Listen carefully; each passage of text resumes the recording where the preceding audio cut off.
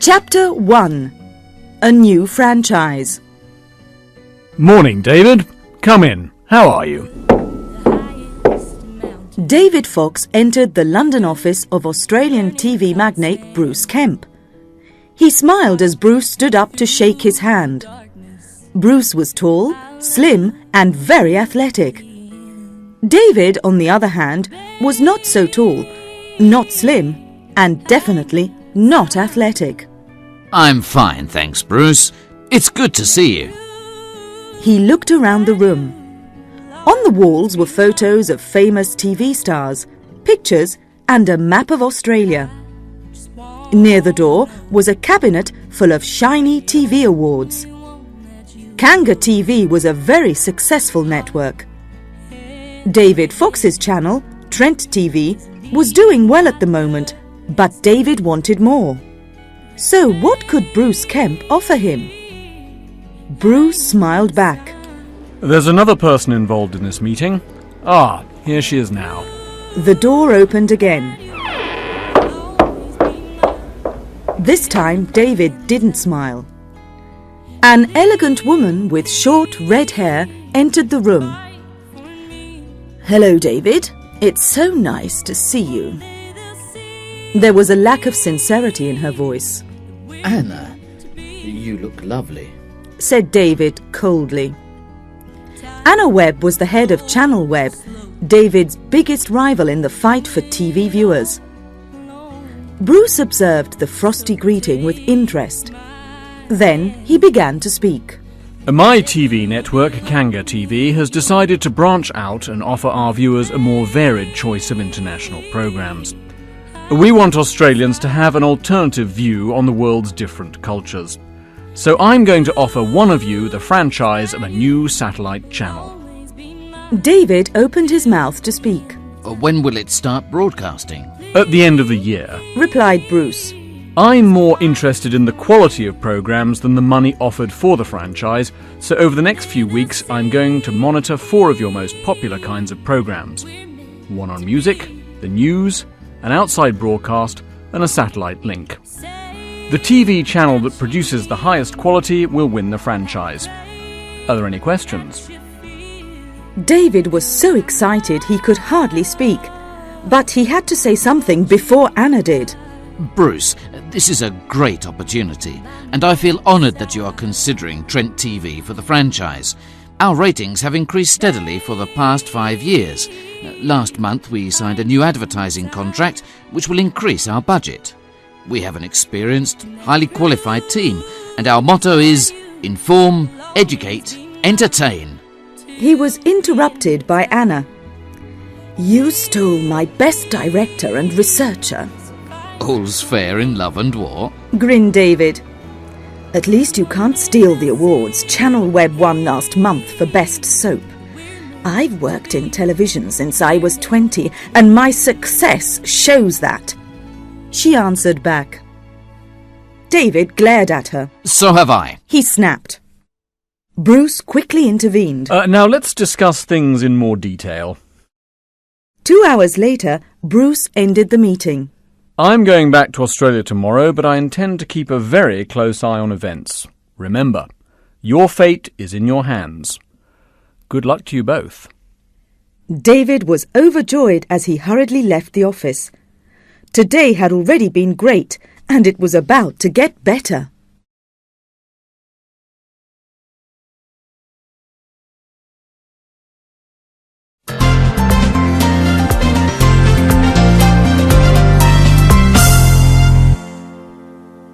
Chapter 2. A New Face at Trent TV. David Fox's son, Simon, had just graduated from university with a degree in media studies and, to David's joy, had decided to follow in his father's footsteps. David was therefore a happy man when he met his senior employees on Monday afternoon. He had just explained to them about Bruce Kemp's franchise offer and what Trent TV had to do to win it. That's fantastic news, said Rav, the technical director. Just imagine, Australians will soon be able to watch the programmes that we produce. Jenny Walker, the director, was more cautious. "We haven't won yet. Don't underestimate Anna Webb. I know her well, and she'll do everything she can to get the franchise." David looked at the three people in the room. He had met Jenny 2 years ago when she worked for Channel Webb and had immediately offered her a job at Trent TV. Jenny had accepted, and Anna Webb hadn't forgiven either of them. As director, Jenny made the decisions and gave the orders to Rav. It was his responsibility to push the right buttons at the right time. Sally Truman was the production assistant and was extremely efficient. She made sure that everyone involved in the program was ready and in the right place. "We're a good team and I believe we can win," said Sally. The others nodded in agreement and began to discuss the challenge. There was a knock at the door. Can I come in? Said a voice hesitantly. David jumped to his feet. At last! Everyone, you all know my son, Simon. He is going to join our team and I'm sure he will be a great asset in the future. Jenny and Rav congratulated Simon but were not happy. Simon had little experience in the field of TV. They needed to concentrate all their efforts on the franchise, not on helping a new employee. Now, Rav, Simon wants to be a technical director, so I want you to teach him everything you know. Both Jenny and Sally smiled, but Rav didn't. Sure, he replied. The next day, Rav took Simon to the gallery. It's amazing, whispered Simon. There's so much equipment. Rav laughed and began to explain everything around them. Here on the wall, there are lots of monitors which show what is going on in the studio, which is broadcasting the program, and also in the other studios. That sign is lit up when a program is on air. And this is where we all sit. I don't want you to touch anything, as it is all set up for the next program, Pop World. Simon moved to where Rav had sat down. Is this the mixing desk? He asked. Yes. I'm sure you know that all our equipment is digital. I know that an analogue signal is a continuous electronic wave that imitates the shape of the sound wave, but how is digital TV different from the old analogue system? The term digital refers to a method of converting information into an electrical signal by translating that information into bits, a simple code, in the form of ones and zeros. This gives a stronger and more reliable signal, and... Rav stopped suddenly as Simon's hand moved towards the mixing desk. What does this button do?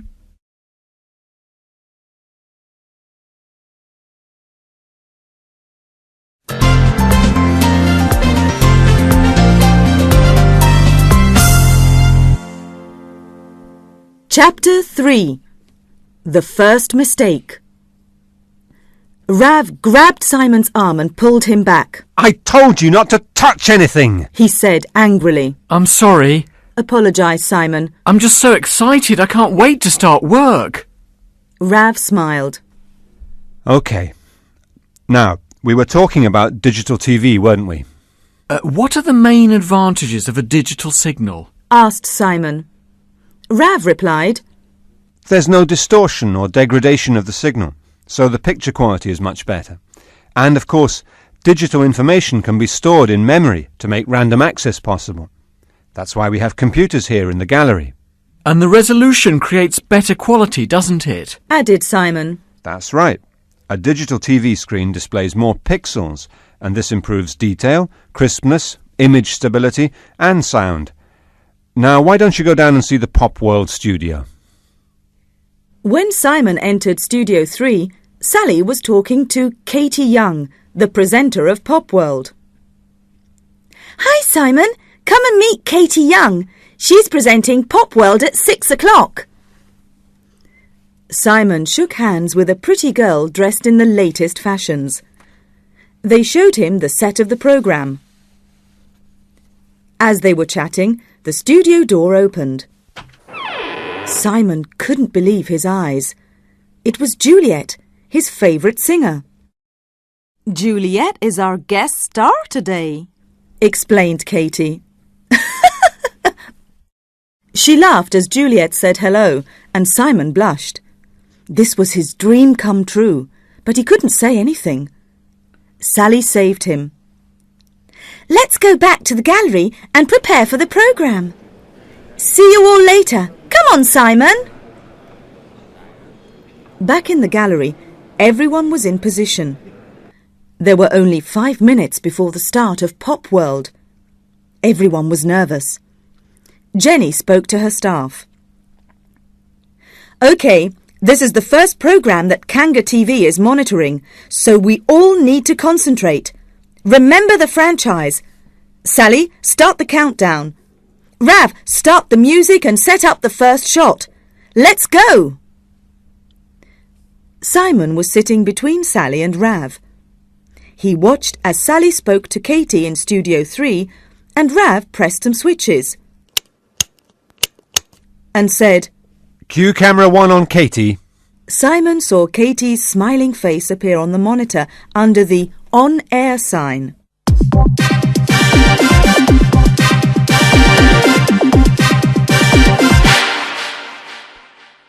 As the programme began, Simon looked around. Sally was busy talking to the floor manager and Katie on the set. Jenny was watching the monitors and shouting instructions to Rav. Everything was going well. Then Simon saw Juliet come into the studio. She was so beautiful. He was watching the interview when Rav touched his arm. Simon, on this piece of paper is the title of Juliet's new song. When I tell you, use the keyboard in front of you to key in the title and then press Enter. The computer will then select the song. Do you think you can do it? Simon was so happy to be involved. Don't worry, Rav. I won't let you down. While he was waiting, he looked at the title. The writing was so bad that some letters were unclear. He decided to ask Rav, but at that moment Rav said, Now! Simon saw Juliet standing with a microphone in her hand. He took a deep breath, put in the title and pressed Enter. Then they all heard the voice of...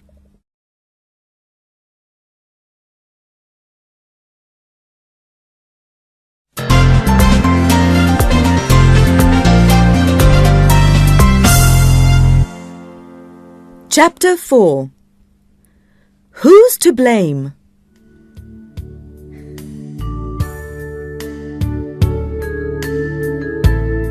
Frank Sinatra! Yelled Jenny. What's going on? Rav, stop the song! Change to camera 1, then change the track! Rav immediately did as he was told. The voice of Frank Sinatra singing My Way had shocked everyone, especially Juliet.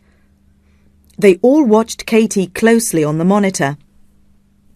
Well, that's my mum's favourite song, but I'm sure that now Juliet will sing us her new song, My Day. The sound of Juliet's voice filled the studio, and the sound of Jenny's voice filled the gallery. Now can somebody please explain what happened? I told you all to concentrate! Everyone in the gallery started speaking at once. Oh, we've already done it now, haven't we? But they all fell silent as the door opened. And David Fox burst into the room. Is this some kind of joke? Do you all realise that Bruce Kemp is watching Pop World? I don't think he will be too impressed with our performance so far. Who's the culprit? All eyes fell on Simon. I'm so sorry. Rav asked me if I could key in the title of the song, but I couldn't read his writing. There was no time to ask him for clarification, so I had to guess what the letters were. Jenny, Rav and Sally again spoke at once. I knew didn't this? Simon's father came to his rescue. Silence! As I see it, both Simon and Rav are to blame. Rav, I asked you to help Simon, not to make things difficult for him. Now, Juliet's song is about to finish, so get back to your places. We'll discuss this later. It was now 7:30 in the evening, and Simon was in Jenny's office. He was sitting in a corner away from Jenny's glare. Jenny and David were discussing the next day's lunchtime news, the second programme to be monitored by Kanga TV. "So, David, do you agree on the content and the order of the news items?" asked Jenny. David smiled. I think it's perfect. I've asked Gordon to come as soon as he's free, so he can give us his opinion. Has the auto cue been written? Before Jenny could answer, there was a knock on the door, and a rather robust middle-aged man entered the room. It was Gordon Wright, Trent TV's news anchorman. Gordon, this is the script for tomorrow. What do you think? Said David as he handed him a sheet of paper. Gordon read it quickly. It's fine, he observed. We'll start with the item about the Prime Minister, unless a more important story comes in. Is the autocue ready? We were just discussing that, replied Jenny. There's just one more article to write. Maybe Simon could do it, suggested David. Simon looked hopeful. Jenny looked doubtful, and Gordon looked very annoyed. David, I've heard about your son's contribution to Pop World, and I don't want him to be involved in my programme. I have a reputation. The viewers always get perfection from me. We can't afford to make another mistake. Jenny didn't like Gordon very much. He could be so arrogant. She said, "Simon, can you write a short, perfect article for the autocue about a new film that's out this week? Here's the journalist's report." Simon grinned. Don't worry, Jenny. I won't let you down.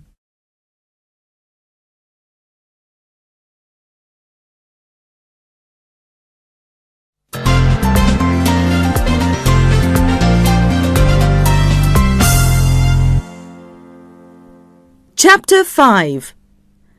Gordon gets angry. How do you know what to shoot? Asked Simon. He was in Studio 1 talking to Joe, a camera operator. Joe replied, The director decides, and the technical director gives me instructions which I hear through my earpiece. It sounds interesting, said Simon. I honestly don't know how a camera works. Is it very complicated? Joe smiled. Well, first the light from a scene in the studio comes through the lens and is divided into the 3 primary colours, red, blue and green. Then the beams of light are directed into a tube and converted into electrical signals. After that, an audio signal is added, and finally the composite signal is sent to the transmitter. It is complicated, but I get the picture, joked Simon. Oh, very funny, laughed Joe. What's this under the lens? Asked Simon. It's the teleprompter. It's the screen from which the presenter reads the script.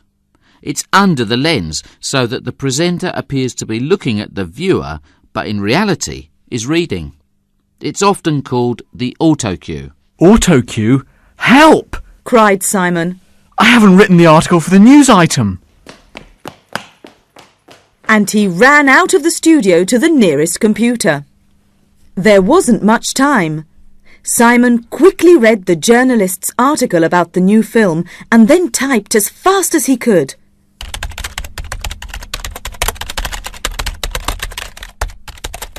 He was in such a rush that he forgot to use the spell checker and didn't print a hard copy for Gordon. He sent the article as an attachment to the lunchtime news autocue file and then hurried to the gallery. 3, 2, 1, cue Gordon, said Jenny. The face of Gordon Wright appeared.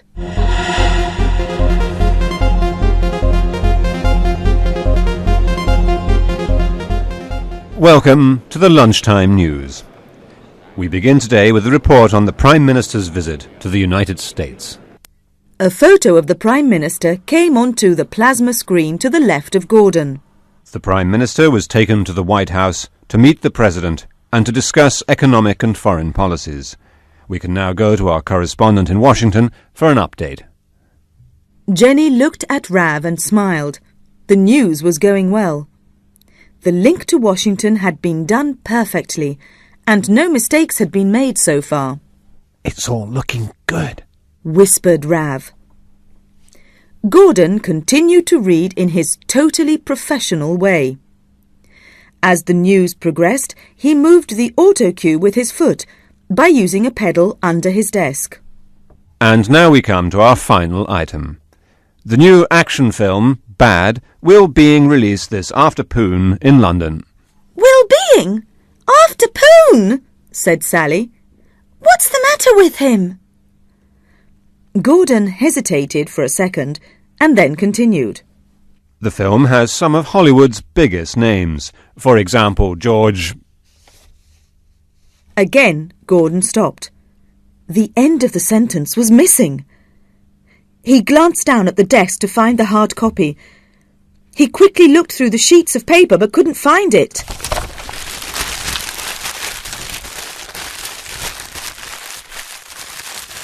There was a look of panic on his face.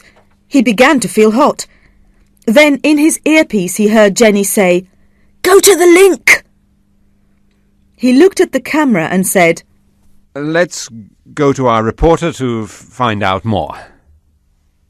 As soon as the camera was off, Gordon yelled, Someone is in big trouble.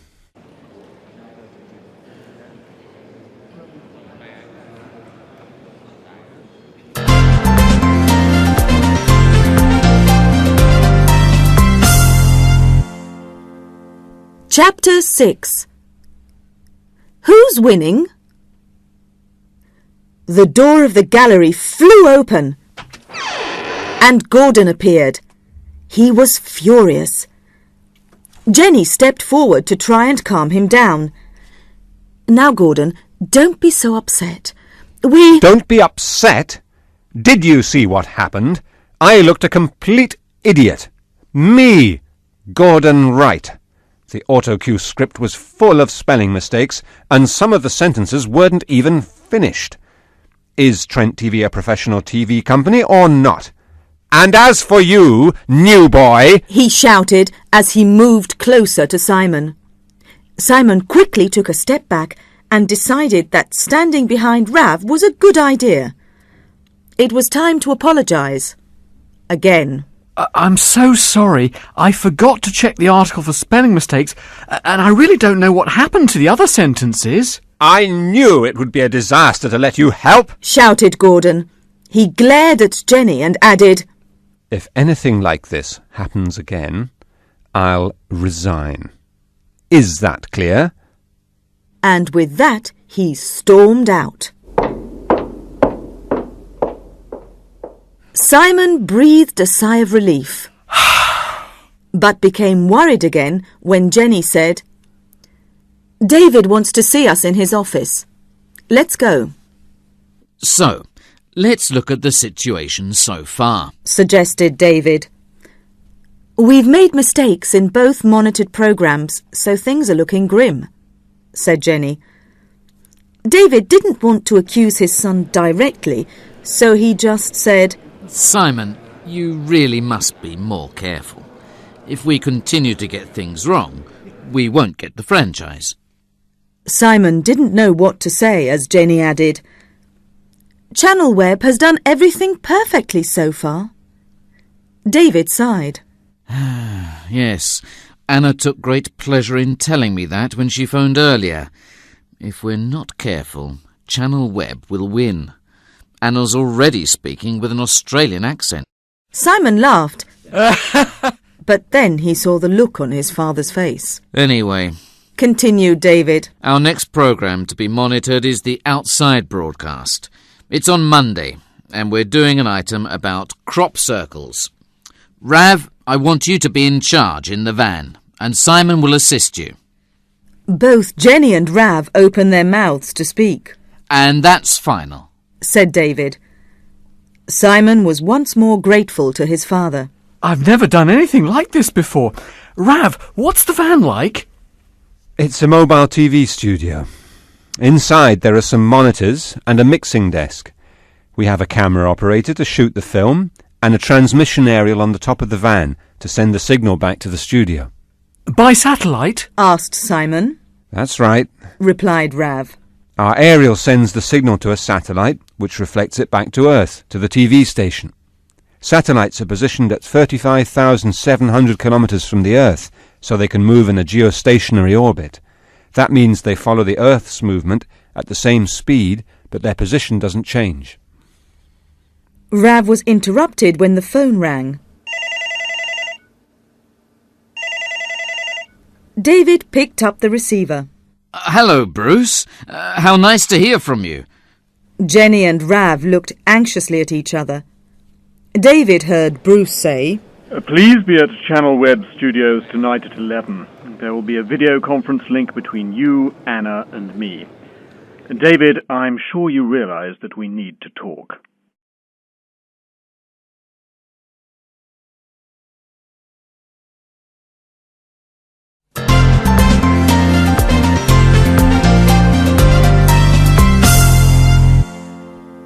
Chapter 7.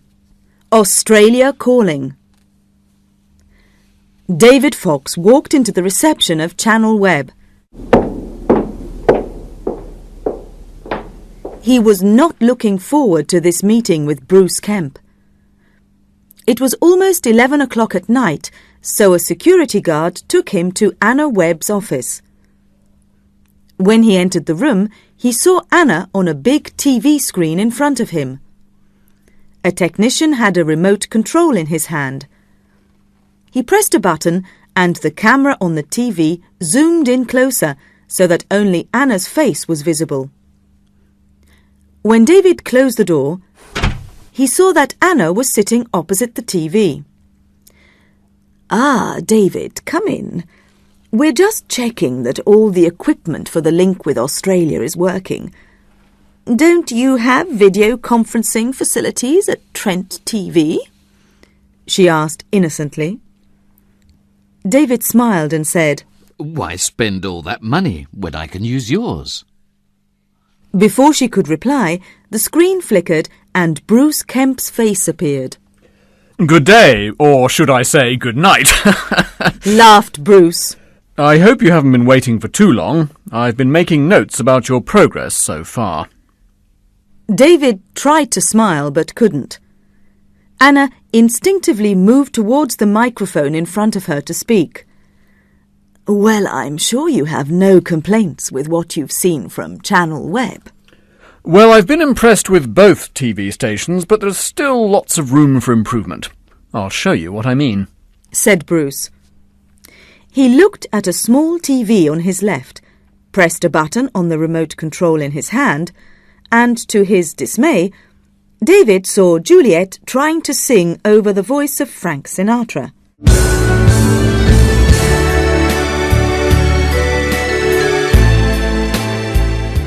As Anna laughed, the shot changed to Gordon Wright looking very worried as he searched through the papers on his desk. I can explain, David said quickly. Everyone at Trent TV has been working really hard since we heard about the franchise, and... Well, I'm afraid their effort has not been good enough, interrupted Bruce. I have very high standards and I expect the best. Anna was enjoying herself. She smiled and nodded first at David, then at Bruce, who looked at her. Anna, I'm not sure why you look so happy. Trent TV has made no mistakes with its advertising, but I can't say the same for you. I've been watching your advertising for 3 days, and on 2 occasions the adverts shown have not been at all suitable for the time slot. The TV in Bruce's office again showed evidence of what Bruce had just said. The smile on Anna's face moved to David's. Bruce softened his voice a little.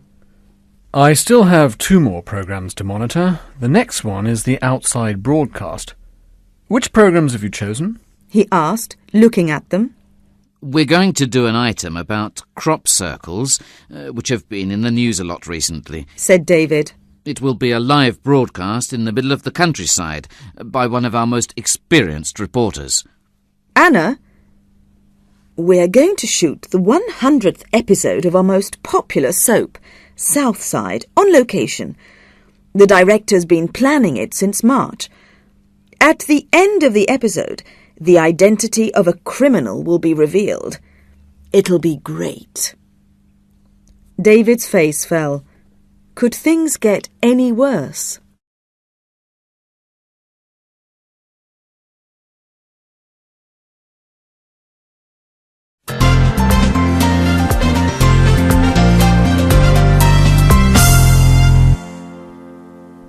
Chapter 8.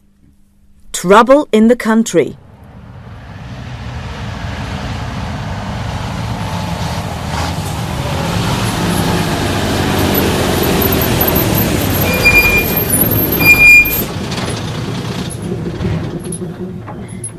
The Trent TV outside broadcast unit had just stopped in a field, miles from the nearest town. The sky looked very grey and heavy with rain. OK, everyone, said Rav. let's get to work. He turned to the technician. Jack, can you position the aerial? It isn't very big, commented Simon, looking at the top of the van. New technology. Replied Rav. It's bowl-shaped, so it's called a dish antenna, and it has a dipole and amplifier in the centre. It transmits radio waves in a narrow beam, so it's the best type of aerial to send signals to a satellite. If we had more time, I'd show you how it works, but Rob and I have to go and look at the crop circles. I just hope it doesn't rain. Those big black clouds are getting closer. You stay here and help Jack. Simon watched Rav walk away with Rob Pittman, the reporter, and Joe, the camera operator. He looked at the scenery and said to Jack, If I had lots of money, I'd buy a house here. If I had lots of money, I wouldn't be here. I hate this stupid job. Jack muttered angrily as he connected the generator.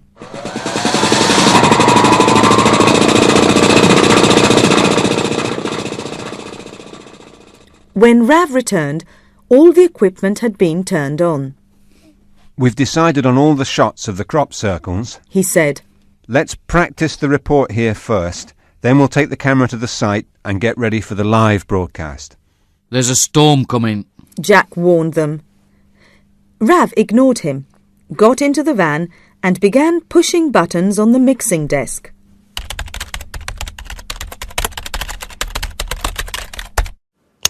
They had just finished the practice of the report when big drops of rain began to fall.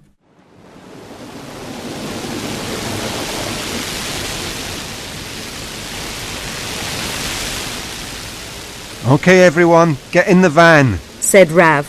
There's still over an hour before the broadcast, and I'm sure the rain won't last long. The rain came down very hard on top of the van. Rav was checking the equipment when suddenly they heard a loud bang. The van trembled and the electricity went off. This was followed by a clap of thunder directly overhead. What happened? Yelled Rav.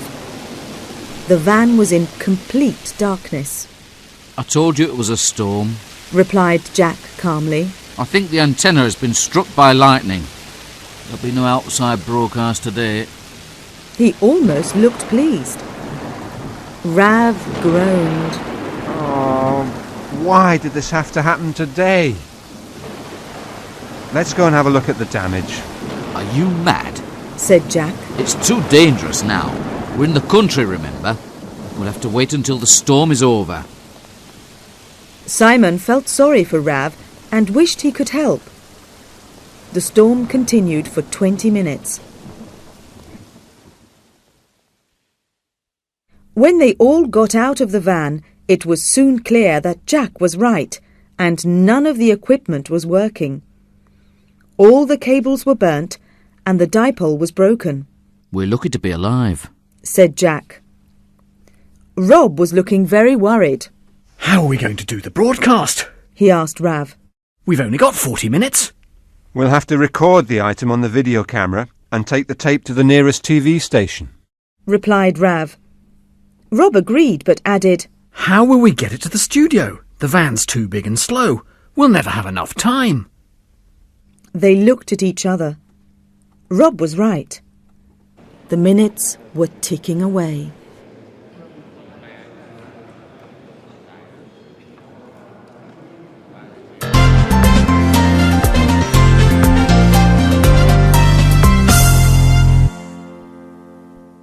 Chapter 9. All is not lost. 20 minutes later, Rav was sitting on the back of a motorbike speeding to the local TV station.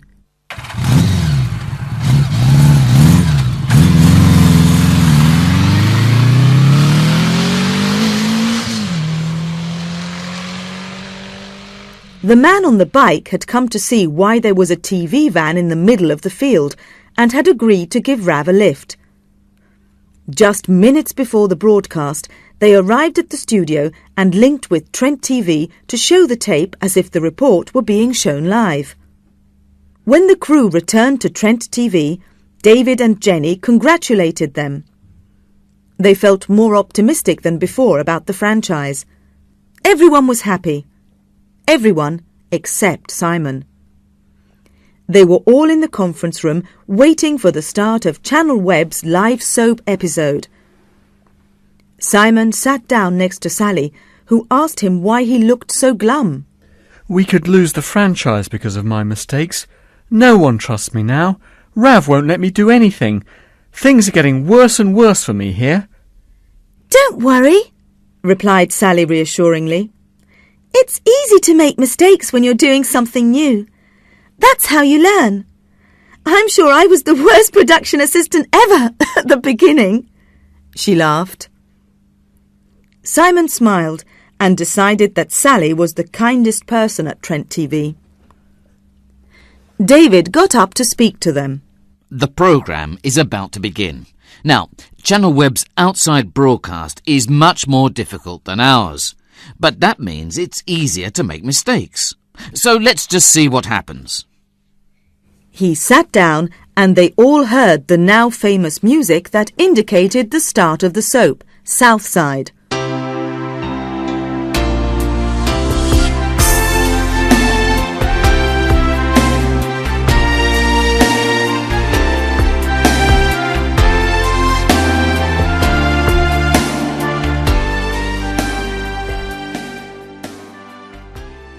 Unfortunately for Trent TV, the episode was going well. David looked around the room and saw that all his employees were engrossed. The storyline was that someone had stolen a very expensive painting from the home of one of the characters. Tonight, the identity of the thief was going to be revealed. The programme was nearly over. One scene finished, and the camera moved to the home of the main characters in the soap, a happily married couple. It soon became clear that they were not ready for the scene. A makeup assistant was combing the woman's hair, and the man was putting on a jacket. They all looked at the camera and froze. Then the makeup assistant disappeared, and the woman began to speak as if nothing had happened. Jenny touched David's arm as everyone in the room laughed. I bet Anna isn't feeling as confident as before. David grinned. She must be furious. I wish I could see her face. The scene finished when the couple kissed. Then the viewers saw a street and a man was standing at a bus stop, but they could still hear the voices of the married couple. That was your fault, Judy, as usual, said the man. You said OK, so the camera switched to us. You're never ready in time. Oh no, the microphone is still on, giggled Sally.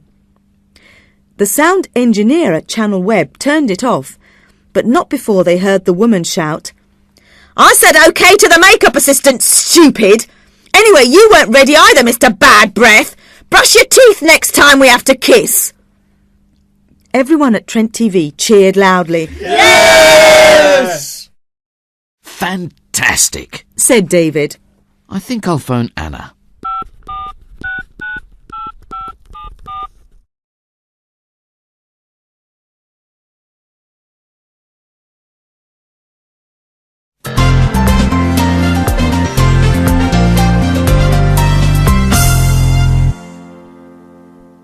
Chapter 10. An exclusive story.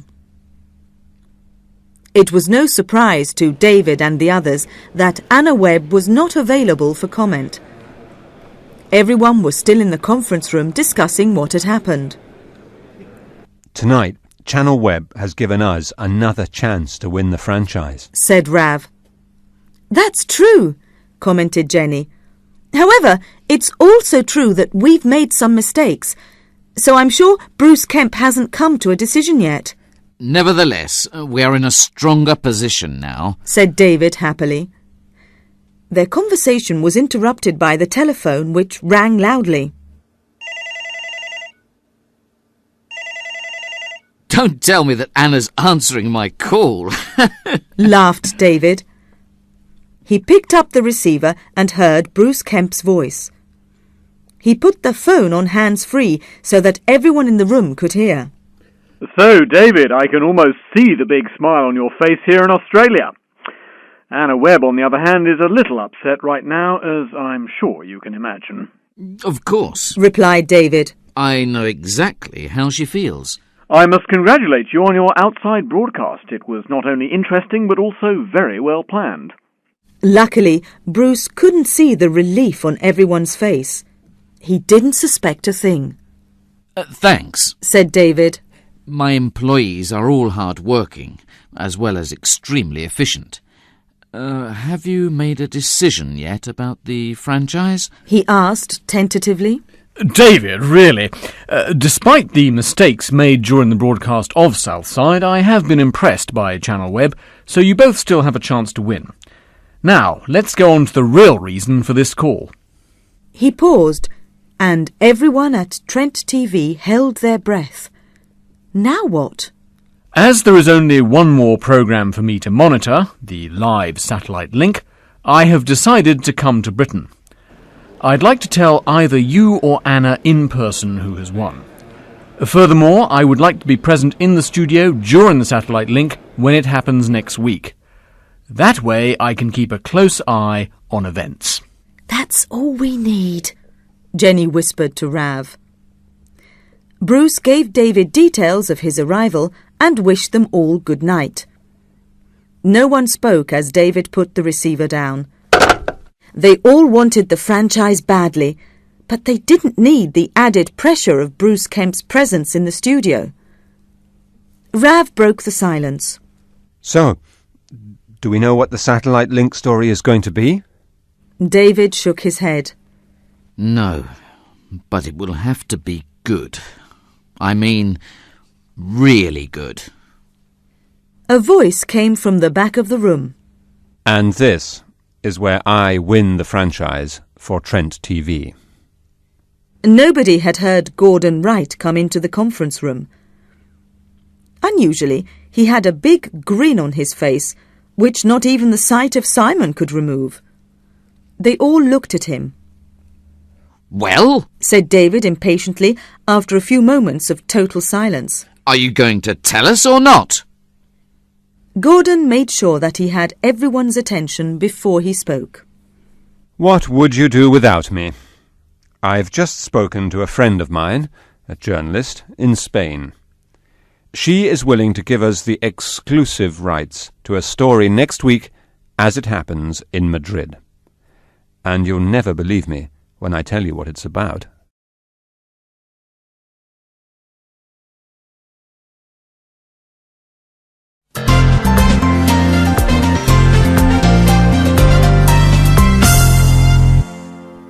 Chapter 11. Who's getting married? I don't believe it, said Jenny. Her voice echoed around the gallery. Neither do I, added Sally. He's always said that he would never get married. Rav laughed at them. Well, he must have changed his mind, because George Miller, the famous Hollywood actor, is getting married today in Madrid. David joined in the conversation. And we have the exclusive rights to the wedding pictures. He could hardly contain his delight. It will be a great scoop, as only we know about the wedding. Who's he marrying then? Asked Sally, who still didn't believe it was true. No one knows. Not even Gordon or the Spanish journalist, said Rav. Now, is everything ready for the lunchtime news? Asked David. Bruce will be here soon. Jenny was already sitting in her usual place in the gallery. Yes, we're ready. The satellite link has been booked from 12 to 12:30. That gives us plenty of time to make the link to Gordon in Madrid. 20 minutes later, Bruce Kemp was standing next to David in the gallery, watching the lunchtime news. Simon was standing alone at the back. The newsreader, a woman who had replaced Gordon, who was in Spain, was talking about the exclusive story. After the break, we are going live to Madrid. Today is a sad day for all women. George Miller, one of the highest paid actors in Hollywood, is marrying a mystery woman. Sally sighed and said into her microphone, Countdown to adverts. As the newsreader said to the viewers, We'll see you in just a few minutes. Rav pressed a button and pulled a lever on the mixing desk. The first advert of the break appeared on the monitor. David smiled. It's 12:03. Let's link to the satellite and see what's happening in Spain. All eyes moved to the monitor on the left of the on-air sign. Aware that Bruce was watching every move, Rav pressed a few more buttons. The screen flashed up the image of a football match. Jenny, what's this? Yelled David. Jenny's face was filled with horror. I've no idea, she gasped. We booked the Astra satellite last Monday. We can't have made another mistake. They could have double booked it. The match has just started, said Rav. What are we going to do? Shouted David. We can't lose this exclusive story. Gordon will be waiting. Everybody, think! Simon moved forward. We could try to book another satellite, he suggested. They all looked at him. Bruce was the first to speak. Good idea, Simon. Jenny grabbed the phone and dialed the number of the office in Paris that made the bookings.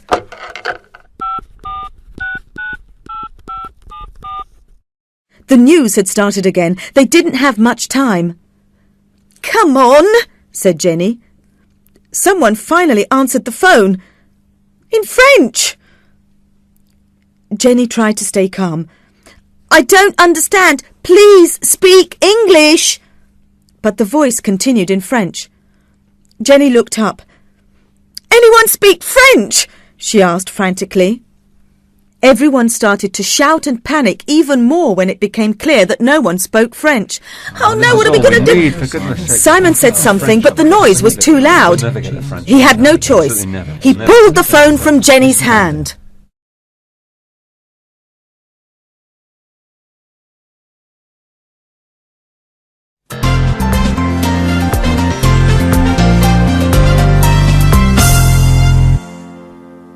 Chapter 12. Simon Saves the Day. Everyone looked at Simon in horror. What was he doing? Trent TV couldn't afford another blunder. It seemed that time stood still in the now silent gallery, but only a few seconds had passed. Then the looks of horror turned to looks of amazement as Simon spoke into the phone. He was speaking French. Very well. After just 2 minutes, he put the phone down and looked at his father, who was speechless. Well, said Jenny and Rav.